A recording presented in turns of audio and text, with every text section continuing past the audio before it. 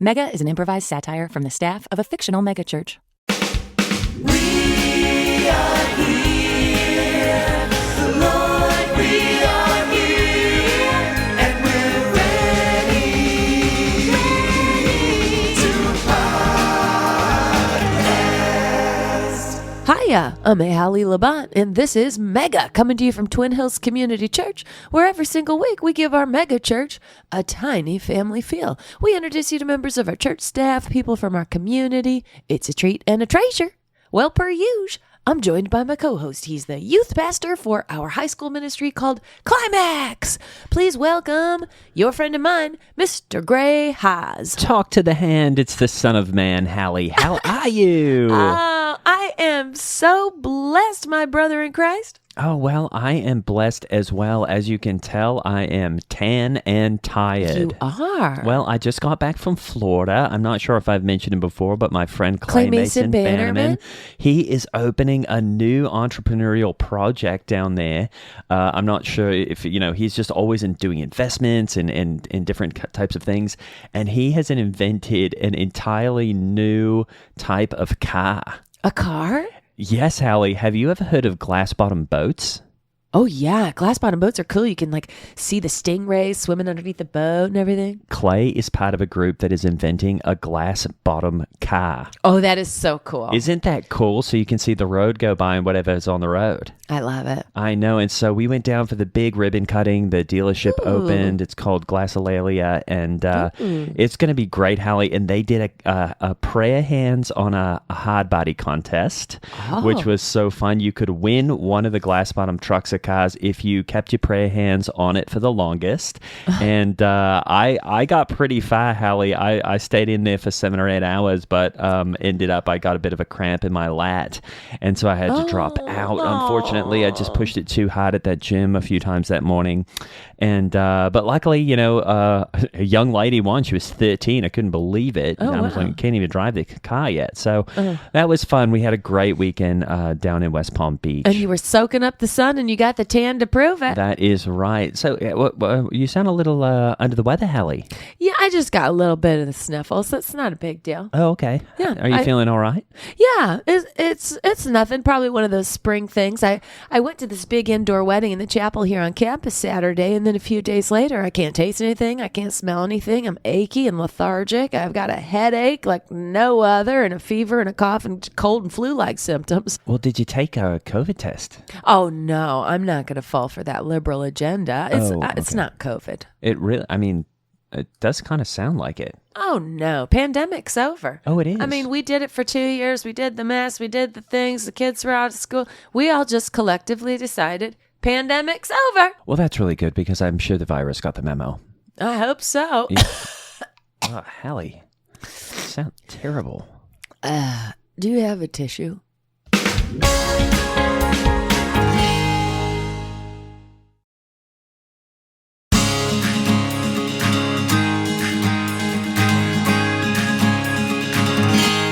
Well, just like Jesus fed the masses, our guest today feeds the masses. It is MackO'Brien. Hello, y'all. Thanks for having me. It is a pleasure to be here. Wow, what a wonderful time here.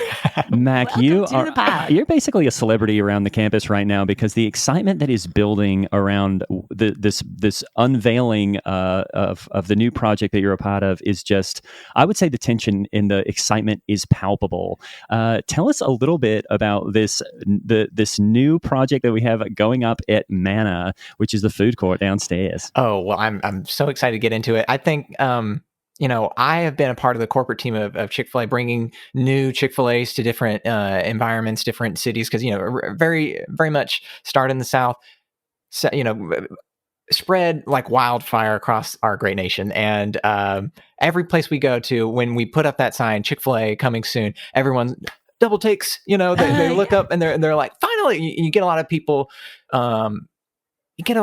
who love God, who love to worship together, but it's not often that you get to do it right in the heart of a church. And so we're breaking new ground here today. Awesome. And so we are actually going to have a Chick-fil-A here in the Twin Hills campus. Isn't that right? Mm-hmm. For people who love God and love white meat. I mean, white meat so good it almost tastes like dark meat. Well, that's That's one just thing. something we say. Oh, is it? Is that one of the corporate sort of catchphrases? It's not official or anything, but we say it, when we get out there and we chum it up with the people. Oh, that is great. I mean, it could be a shirt. I don't know. Well, I think the shirts are hilarious. The cow that says "Eat more chicken." I mean, I don't get it, but I laugh every time And I the see cow can't spell. it. I know, and the It's cow so can't funny. spell. Is that the joke? Well, it's sort of deflection, It's Okay. he is like, don't eat me, eat them, if you really don't get it. Yeah. Oh, I see. Okay, I'd never really gotten that. I just thought it was funny that a cow had a sign. I always thought it was interesting that a chicken joint had a cow for a logo or for an emblem Oh, or for a mascot. What's it I believe called? it's irony, it's Oh, yeah. Oh, cool. ironic. I'm not in the advertising game here, but they're doing it's about putting it on its head, right? Okay. Cool. Yeah. Which is honestly what Jesus does for us. He just Amen. turns our sinful nature upside down and redeems us and makes us perfect for God. That's right. And if there's one thing that Christians do right, it's irony and chicken. Honestly, those are the kind of the top two things. Whatever the world does, the church does it better. Obviously, and it's been recent transplant to this area, and I got to say this church is beyond belief almost. I mean, it is extravagant to have a food court, just to nourish the bodies as well as the souls in this place Absolutely. is incredible. Yeah, to have escalators take you up to, the higher levels of the auditorium. I mean, who wants to walk a bunch of steps before they have to, get into some heavy duty praise and worship? And you're gonna be spending those calories in your seat rather than See? walking up those steps. See? That is right. And I did want to ask you, I know you said before you came in here that you actually had transferred from San Francisco, and I'm sorry that was where you had been placed, which must have been a really difficult place since they hate Christians there and they also hate meat there. They hate Christians. They hate meat. It felt, in the division that I'm in, we get it out there. We share the message. We share the chicken. We share it with the people who we were hoping would respond to it, and they did respond, just not in the way that we were hoping. It was. Oh no! What happened? It's not. We opened up a Chick-Fil-A at Fisherman's Wharf, and all these tourists around eating bread bowls, clam chowder, that sort of thing. And we thought, maybe a little chicken would be good in there, Yeah. Right. a little delicious fried chicken. And it was just to call it hateful. no. It was almost like they filled those bread bowls full of hate. Oh. And Yeah. I just have never experienced anything like it. I imagine Chick-fil-A will have to wait for the whole West Coast. That far west is, I think, just a mess. The West is a Really? mess. It's West. What did they fill the bread bowls with? Oh, it was there's a lot of seagulls around there, and there was Oh. like they're saying stuff like eat more chicken, eat more seagull. It was like I don't know if it was what they were playing with there, but I think it was I think we did displace some communities with our store, and it made sense that Oh. some people could have taken that the wrong way. They didn't understand that we were making it better by bringing in an awesome chicken sandwich, and so a lot of the different vendors in the area were like, I used to sell fish here, and then they would they'd fill a bread bowl filled with fish guts and that kind of thing, and they would I'm just sorry. cook it. And it's just, that's about as far away from God as you can get. Well, yeah. And I mean, talk about a chicken sandwich that is unbeatable. I don't think there's another, food game out there that's doing chicken sandwiches like Chick-fil-A. And I was just wondering if up there in San Fran, if you got some of those protesters getting all upset about the gay stuff. Cause like my kids, my son Day and my middle daughter, they both won't eat Chick-fil-A even when I do the drive-through. And I'm like, come on, have some nuggets. And they say, no, because it's anti-gay. And I'm like, there's no way a chicken nugget can be against gay people. Have you taught that these people have never even thought about what the chicken would want, and the chicken wants to be eaten by people, and I think that's where we get what I think is maybe different from what they think, and just simplify it a little bit. Just what if you just ate the best chicken sandwich you could have? Right. What if you just thought of it that way? Talk about putting the chicken before the egg. Yeah. What would the chicken want? I think that is an important question. Yeah, not be gay. Well, the most amazing part of Chick-fil-A, which I have always admired, and Hobby Lobby does this too, and I really like it, is that you close on Sundays as an example to the rest of the world, that that we honor God, even when you could make $100 million on a Sunday selling fried chicken, And we it's could. more important to rest. And we could. Yeah, that's right. Yeah, it has been in some places. It's simpler than others. I would say that one of the challenges of opening a Chick-fil-A in your beautiful food court is that the majority of people are here when we are closed. Oh, right. And so we have not yet. We're kind of pivoting our business strategy a little bit to just kind of figure out exactly what makes the most sense. And you're not, church should be on Sunday, and we should be closed on Sunday.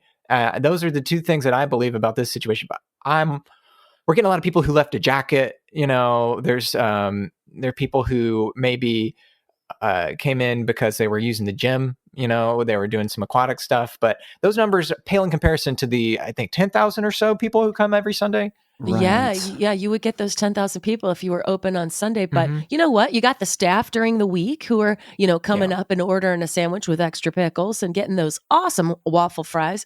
But you know what? Maybe all those 10,000 people who attend on Sundays and see a closed Chick-fil-A in the food court, they're just going to say, well, maybe I need to come back to campus during the week. I love that. I hope that is true. I mean, the first couple weeks of a restaurant really shape the success of it overall, I believe. And, if you're listening, come Monday, Tuesday, Wednesday, find fun things to do, because a big, beautiful chicken sandwich that wants to be eaten by you is waiting.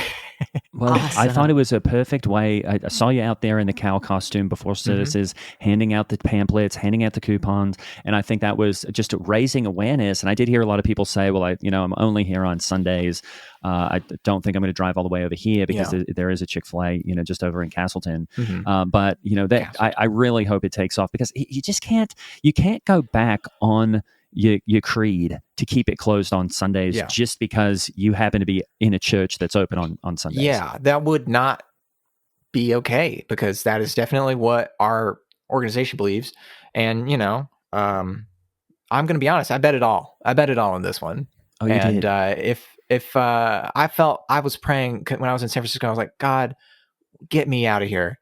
Get me the hell out of here with all these people screaming at me. Yeah. Red Bulls everywhere. Yeah. And that's when I opened my Instagram and found what I thought at first was some sort of GQ ad for a jacket, but it was for the church itself. And we are selling jackets now. Oh, did you see that? Yeah. Was it for the jacket, the new Steve It was the Steve blazer. jacket? Oh yeah, Steve has come out with a whole new line of clothes. I'm glad you saw that, because the jackets gosh. are amazing. Yeah. That stuff, I mean, it's cool how it's basic, but it also feels very classic, if that makes Yes, sense. totally. Yeah, kind of like the church. It has like little pockets, like you could be traveling on a plane with your passport or whatever. It seems like you know what you're doing when you wear that kind of clothing. And I saw that, and I thought, this guy knows what he's doing. Maybe I should go to J. Crew or get some kind of re-up what I was doing. And that's when I realized it was a church. Oh, that's so awesome. I mean, the clothes are designer. They're made by a famous designer, and the archetypes of each item of clothing are handmade. I mean, when you order one, you get it made in China, but the originals are handmade, tailored, and designer quality. Wow. And I mean, you drop a couple $1,000s on a blazer, it's going to be good. I love that. I absolutely love that. Now, I don't want to ask too personal a question, but I'm a big fan of the Chick-fil-A special sauce, or the Chick-fil-A sauce, and I don't know if it's Don't a get me in secret. trouble. Is it a secret? Do you know what's in there? Look, I'll tell you some things it's not. Okay, Chick-fil-A special sauce, tangy. It's almost a barbecue. It's almost a mix between buffalo and maybe like a ranch. Right. And The best of all worlds. It's not. Well, it is. Can you cut these things if I accidentally said what the? Sure. Absolutely. Okay. Absolutely. Because it is buffalo. I think it's buffalo and ranch. Oh, cool. but Wow, I really? don't Oh, really? think That's it. We're not. Oh, that's okay. awesome. Wow. Please remember to Okay, take it we'll out. take that. Okay, we'll take but that No out. I problem. could get in trouble Wow. because Wow. I think it's just buffalo and ranch. It's pretty. Oh, that's simple. good. Something you could try at home. And then the That's other cool. one, there's two kind of special sauces. There's that one, and then there's one that's just a honey mustard kind of. And Love a honey mustard. yeah, that's basically what it is. So Well, I like that kind of. I mean, it's a fundamental sauce if you think about it. It is what it is. You don't have to do a lot of guessing. It is just right there, plain and simple. Buffalo and ranch. It's kind of like it's kind of like the Bible. You don't need to read into it because it just tells you what it is. It's just, it's simple. It's so simple. And I find that when I'm making sauces, it's just multiple sauces mixed together, like Thousand Island is what, mayonnaise and Russian dressing. Oh, really? I Is don't know that if what we it can is? say that right now, but That sounds good. I know. No, I think Russia's misunderstood, and the sauce is delicious.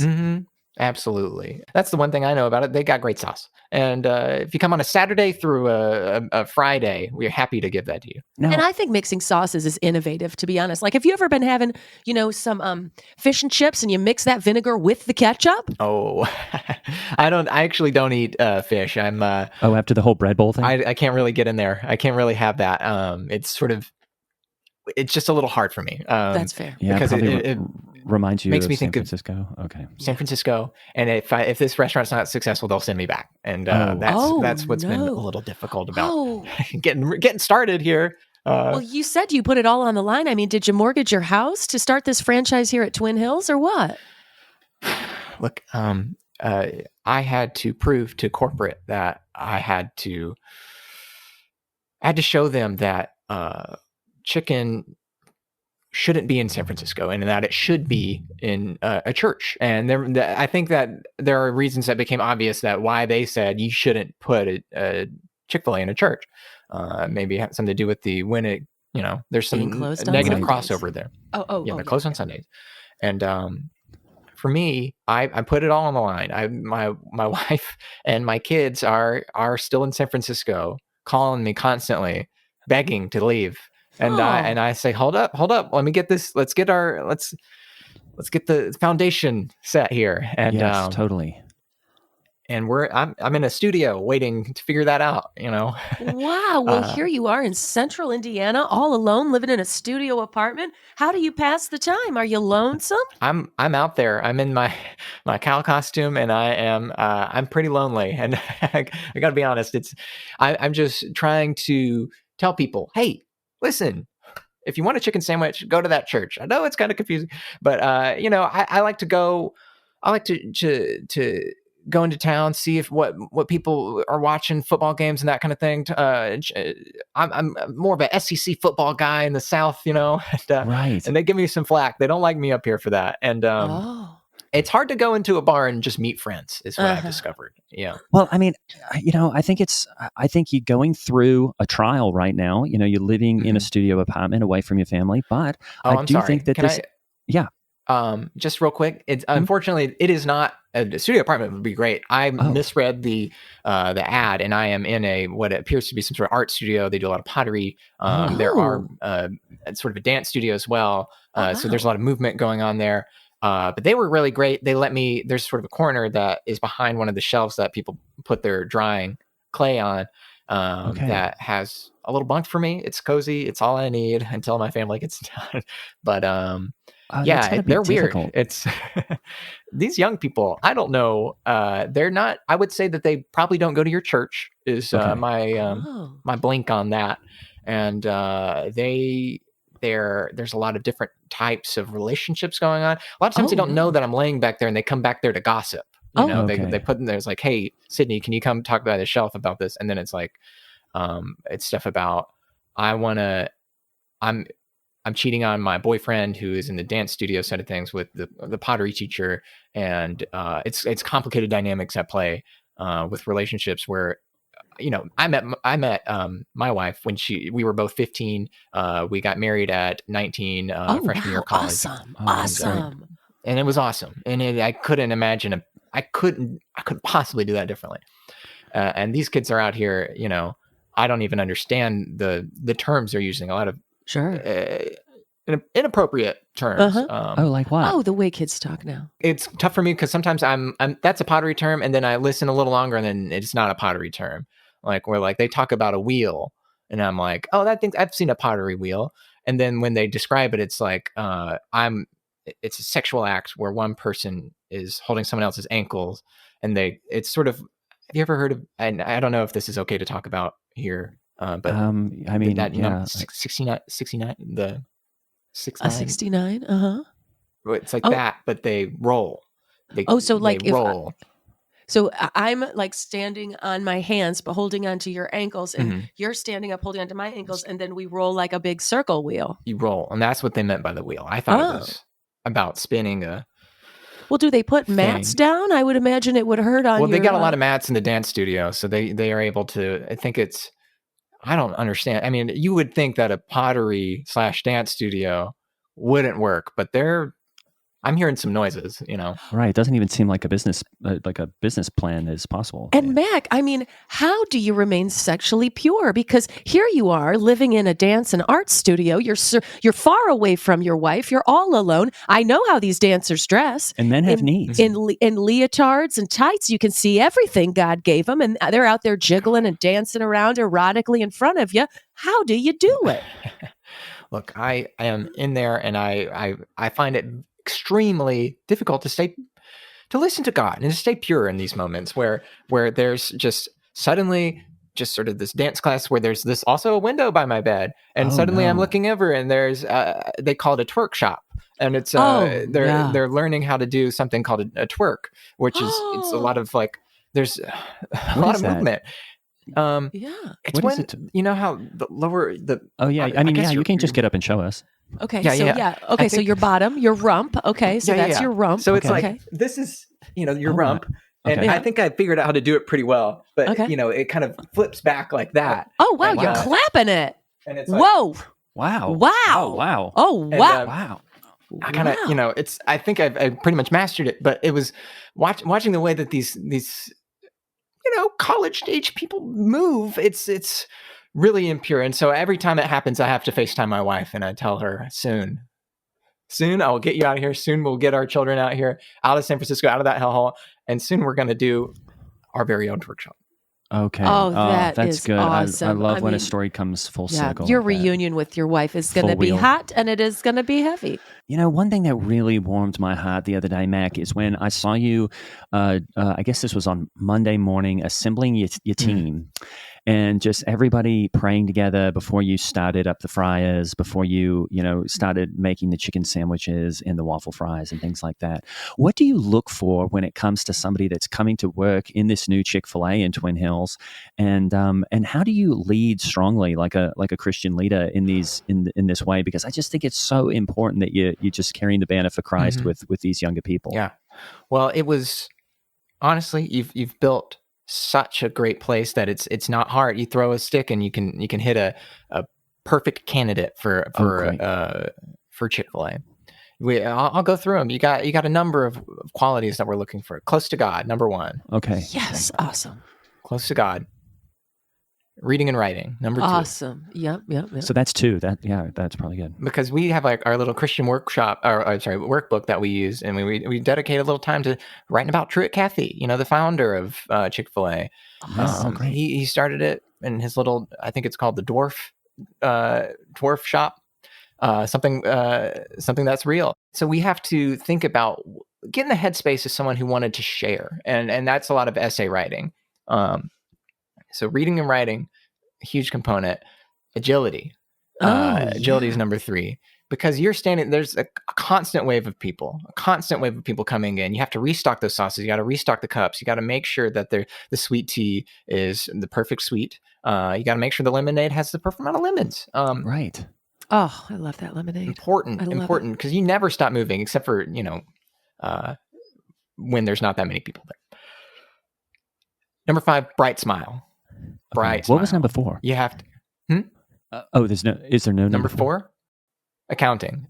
Oh, okay. People who are good with numbers. People who are good with keeping their register straight. I was kind of a master of that, and that's nothing gets by me. So even the great. register is straight. I like that. I That like is that great. in a godly company, that even the register is straight. And you can tell numbers don't Absolutely. get by you because, even though you skip number 4, I can tell you that you really. Oh, did I skip it? Oh, I think you maybe went from 3 to 5, but I can tell that you definitely have a mind for numbers, which is great. And ironic that 4 was accounting. 4 is accounting. I think that was. Look, I'm not sleeping that much. Yeah, I can tell. These Yeah. days. There's a lot of clay. The kiln is pretty close to me, and it is.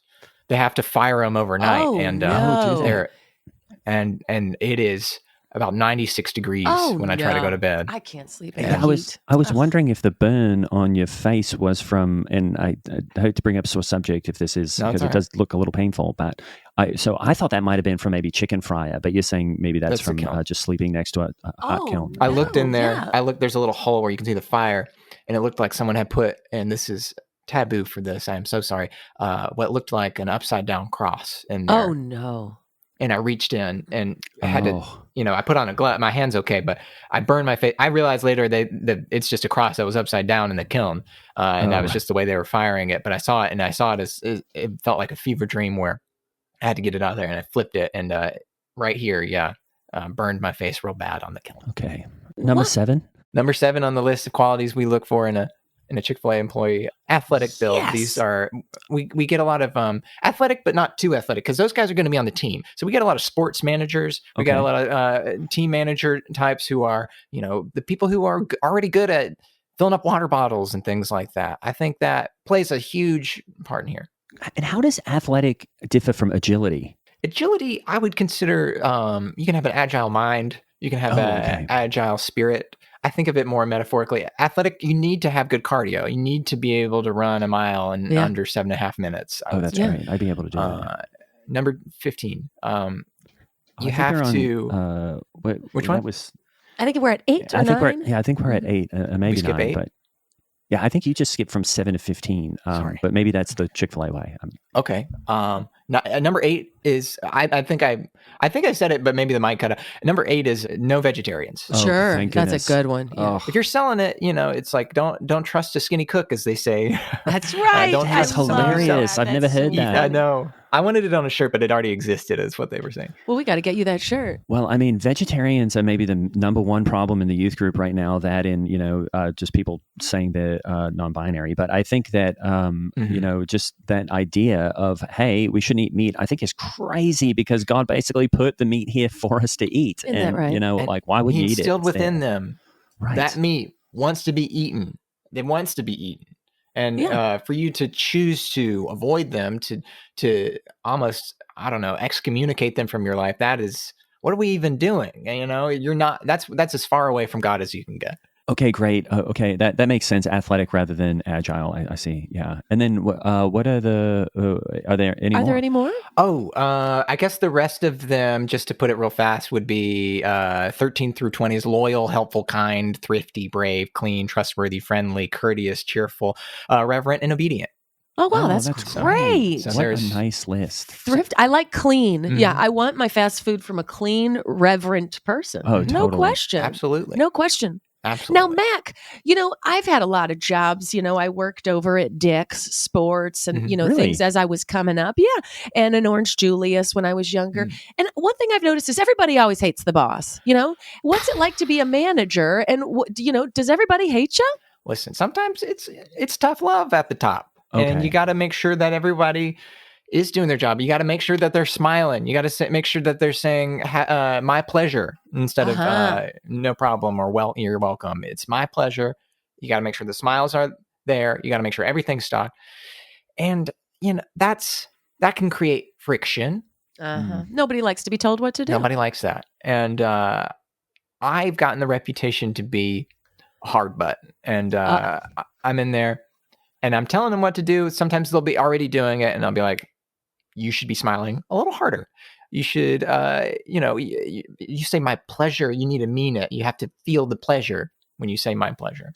And I did notice that most of the employees are women. Do they like it when you tell them to smile more? Sometimes they've ended in altercations. And no. Have you ever had to fire anybody? I have. Oh.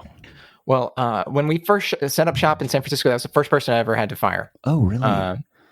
We got in there. We moved the fishmongers out of our spot, and there's a few of the guys hanging out, clearly distraught over losing their job. And I was like, "Hey, come work for me. Okay. Teach a man to fish. Yeah. Or eat. In this Make case, not and, fish. It's chicken instead of fish. But yeah. chicken instead of fish, of course.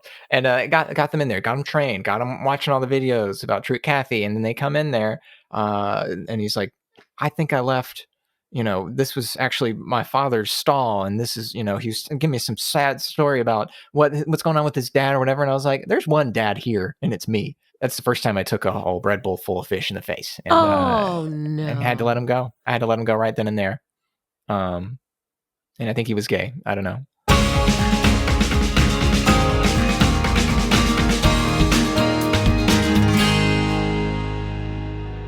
MackO'Brien was played by Zac Oyama. Check out his hilarious work on Dropout TV and follow him at Zac Oyama. I'm Holly Laurent playing Hallie Labont, and Gray Haas was played by Greg Hess. Follow us and Mega the Podcast on Twitter and Instagram. And if you really want to get out of hell free card, support us on Patreon. The link is in the show notes.